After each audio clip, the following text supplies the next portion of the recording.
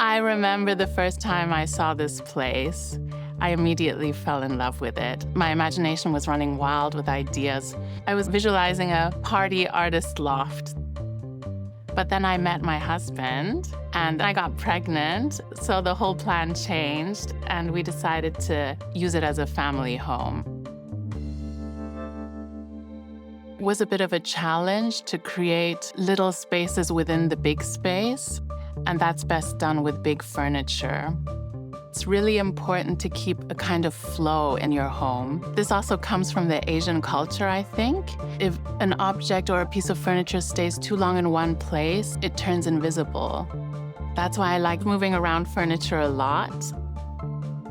It doesn't take much to make a place cozy. A few soulful pieces that mean a lot to you, and then just having good people with good vibes hang out in your place, and a good sound system.